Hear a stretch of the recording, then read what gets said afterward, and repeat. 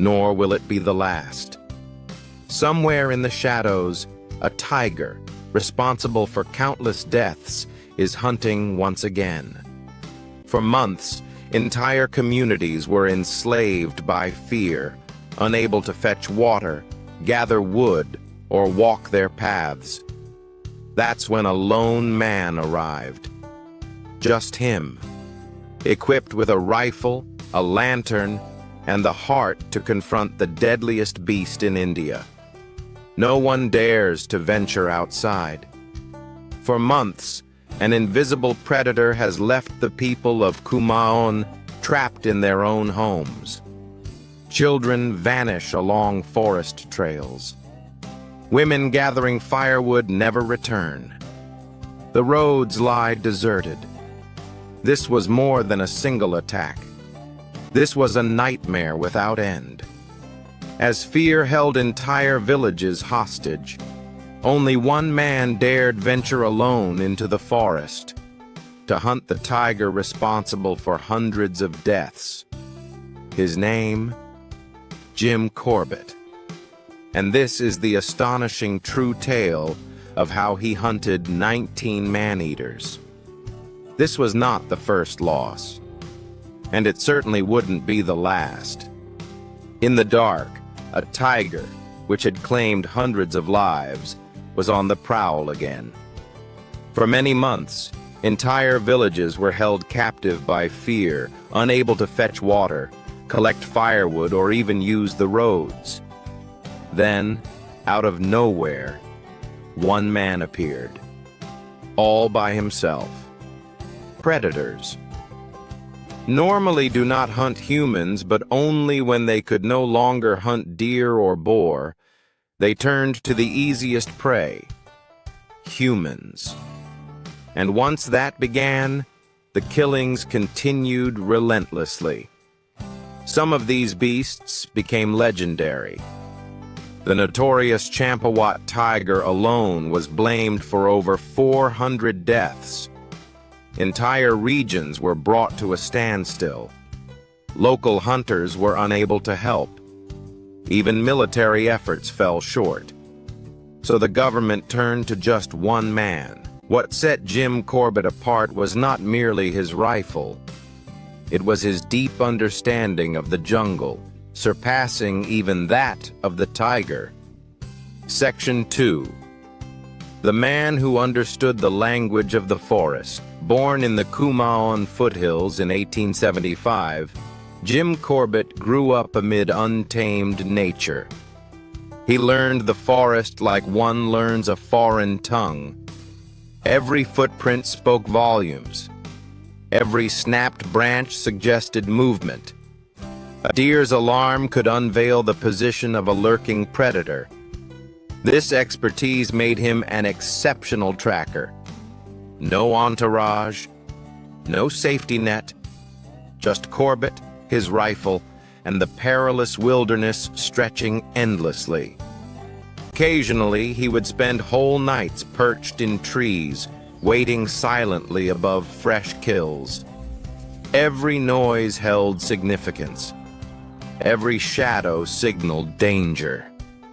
To the fearful villagers, his presence sparked hope. Many believed him to be their only savior from the horrors. Yet the greatest challenge loomed ahead. The infamous champawat tiger. Section 3.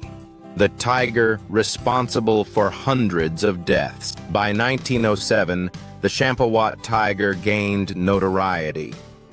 She had taken around 200 lives in Nepal before being driven to India. Crossover only escalated her attacks. They became more relentless. She hunted openly during the day, along village roads, right near homes. Then came the fateful attack that changed everything. A 16-year-old girl was captured near Champawat village. This marked the tiger's 436th known victim. Corbett understood the hunt needed to end, but tracking her through the thick jungle was a daunting task. Instead of pursuit, He devised a plan to draw her out. With villagers' support, he orchestrated a massive beat. Nearly 300 men formed a continuous line through the jungle. Drums echoed. Voices rang out. The forest reverberated with commotion. The objective was clear: drive the tigress straight towards Corbett. But what came next nearly cost them all their lives. Corbett positioned himself over a narrow escape route near a gorge. Then the forest fell eerily silent. A bird cried out. Something was on the move. Then he saw it.